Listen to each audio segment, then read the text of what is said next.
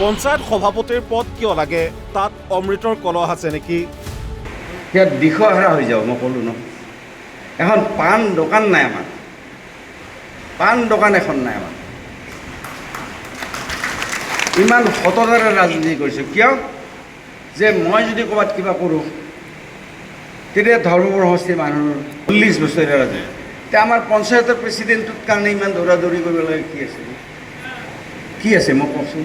মই যদি মন্ত্ৰী হিচাপে মই এনেকৈ চলি আছোঁ আজিৰ দিনটোত, তো আমাৰ পঞ্চায়তৰ প্ৰেচিডেণ্ট হোৱাৰ কাৰণে একদম দৌৰা দৌৰিকৈ লাগিছে ইমান উৎপাত। আমাৰ বিজেপিৰ মানুহ ইমান তললৈ গৈছে, ইমান খকুৱা হৈছে যে ক'ৰবাত যদি 2-3টা কংগ্ৰেছী প্ৰাৰ্থী জিকিছে, বিজেপিক সমৰ্থন দিবলৈ সিহঁতৰ লগতো কথা পাতিছে। আৰু সময় সাপেক্ষে যদি 2টা বা 3টা কংগ্ৰেছ জিকিছে ক'ৰবাত, আমাৰ মানুহে ইমান তললৈকে গৈছে, সেই কংগ্ৰেছ কেইটাৰ লগতো কথা পাতিছে যে তুমি আমাক ছাপৰ্ট দিয়া, আমি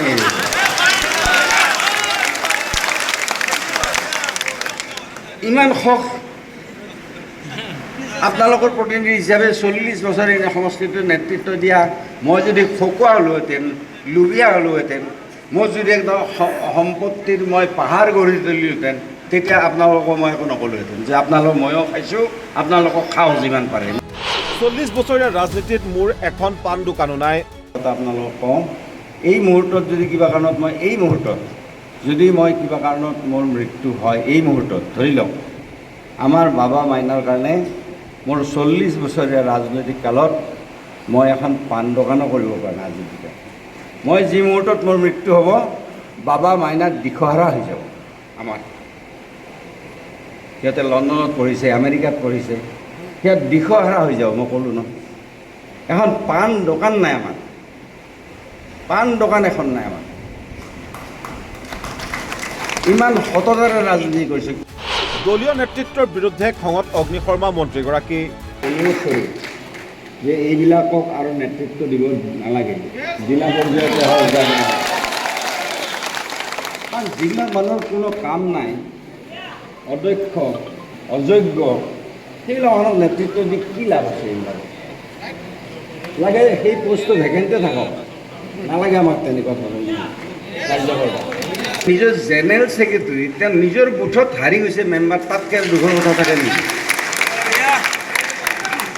আক্ষেপ হ'ল সেইমাহা ময়ে চাকৰি দিয়া, মই দিয়া পইচা চাকৰি দি ভাত খাই আছে, তাৰপিছত পৰিয়াল পৌজাই আছে। এইবিলাকৰ মই দিয়া চাকৰিৰে ভাত খাই আছে, পৰিয়াল পৌজাই আছে।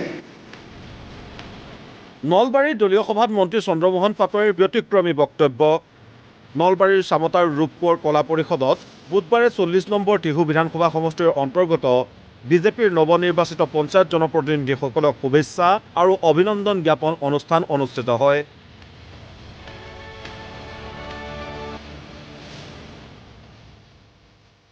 আবেলি অনুষ্ঠিত হয় এখন গুৰুত্বপূৰ্ণ দলীয় সভা আৰু এই সভাতে বৰক্ষেত্ৰী পশ্চিম নলবাৰী জিলা পৰিষদ কংগ্ৰেছৰ দখললৈ যোৱাত গভীৰ আক্ষেপ প্ৰকাশ কৰি খঙত অগ্নিশৰ্মা হৈ পৰে মন্ত্ৰীগৰাকী।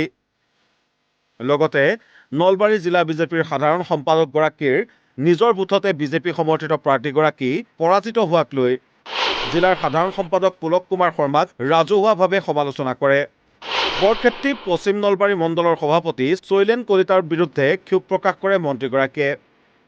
আমাৰ জিলা পৰিষদৰ সদস্য আমাৰ নাছিৰুদ্দিন আহমেদ ডাঙৰীয়া, তেখেত আচলতে পৰাজয় হ'ব নালাগিছিল। তেওঁৰ গাত এক বিন্দু দোষ নাই, তেওঁ অত্যন্ত ভাল ল'ৰা। তেওঁ যদি আজি পৰাজিত হৈছে, আমাৰ দলৰ কাৰ্যকৰ্তাৰ কাৰণে পৰাজিত হৈছে। ধৰ্মপুৰ মই ৰাতিপুৱা গধূলি 8টা বজাৰ পৰা পিছদিনা 1:30টা বজালৈকে এটা ঠাইত বহি মই অকল এই আমাৰ এই যে জিলা পৰিষদৰ ভোট কাউণ্টিং মই চাই আছোঁ আৰু মই প্ৰত্যেকৰ লগত কথাও পাতি আছোঁ। তাৰে ভিতৰত আমাৰ 2-এজনক মই যেতিয়া ফোন কৰিলোঁ, আপুনি ক'ত? মই অলপ ভৰিখন বিষাইছোঁ, তো শুব আহিছোঁ। নে মই ক'ত ৰখিম সেই মাহা কিন্তু লাইন ধৰক ঠিক আছে, এইবিলাক ঠিক লাইন ধৰিব, ঠিক লাইন ধৰিব, ক'ত ৰখিব, ক'ত ৰম, ডাঙৰ লিডাৰ সেইবিলাক। এইবিলাক মই সভাপতি ডাঙৰীয়াক অনুৰোধ কৰিম যে এইবিলাকক আৰু নেতৃত্ব দিব নালাগে, জিলা পৰ্যায়তে হওক বা কাৰণ যিবিলাক মানুহৰ কোনো কাম নাই, অদক্ষ, অযোগ্য, সেইবিলাক মানুহক নেতৃত্ব দি কি লাভ আছে? এইবিলাক লাগে সেই পোষ্টটো ভেকেণ্টে থাকক, নালাগে আমাক তেনেকুৱা ধৰণৰ কাৰ্যকৰ্তা। পিছত আপোনালোকৰ আশীৰ্বাদত মন এই বৰক্ষেত্ৰী, কিন্তু বাকী আমাৰ এই তিনিটাত যোৱা নাই কোনো, এই তিনিটাত যোৱা নাই, তো সেইকাৰণে কথাটো হৈছে কি যে দল কৰিলে ভালকৈ দল কৰিব লাগে, আৰু যে বোলে আমি দল ভালকৈ নকৰোঁ, দল বাদ দিব লাগে। বাদ দিয়ক, বেলেগ মানুহ আহিব নহয় দলত। যদি কোনোবাই ভাবিছে যে মই ইয়াতে নাথাকিলে নচলিব, সেইটো ভুল। লাখত মানুহ থিয় হৈ আছে নেতৃত্ব দিয়াৰ কাৰণে, লাখত। গতিকে আমাৰ ইয়াত কোনো অটল বিহাৰী বাজপেয়ী নহয়, কোনো নৰেন্দ্ৰ মোদী নহয়, কোনো হিমন্ত বিশ্ব শৰ্মা নহয়, আমি একোজন সাধাৰণ কৰ্মকৰ্তা। এইটো কথা আমি সকলোৱে মানিব লাগিব, ইনক্লুডিং মি, মোক লৈ। গতিকে আমি যদি সেইটোক লৈ পেলাই যদি গৰ্ব অহংকাৰ কৰি থাকোঁ, আজি কিমান দুখ লগা কথা নাই। তেওঁ নিজৰ জেনেৰেল ছেক্ৰেটাৰী, তেওঁ নিজৰ বুথত হাৰি গৈছে মেম্বাৰ, তাতকৈ দুখৰ কথা থাকে নেকি? দুবাৰ জেনেৰেল ছেক্ৰেটাৰী হৈছে, তো তেওঁ থাকিলে মই কথাখিনি কৈ বেছি ভাল পালোহেঁতেন। তেওঁৰ যিখন পঞ্চায়ত, এই পঞ্চায়তখনত আমাৰ যিগৰাকী আজি আঞ্চলিক পঞ্চায়তৰ সদস্য হৈছে, তেখেতক টিকেট দিব নালাগে বুলি মোক কৈছিল, যে টিকেট নাজিমক দিব লাগে।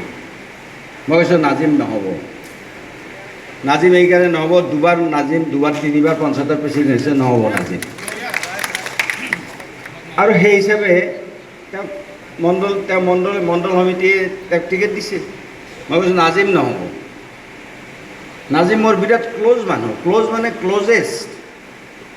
তিনিবাৰ তেওঁ পঞ্চায়তৰ প্ৰেচিডেণ্ট হৈছে, ক্ল'জেষ্ট মানুহ। মই কৈছোঁ নহ'ব নাজিম।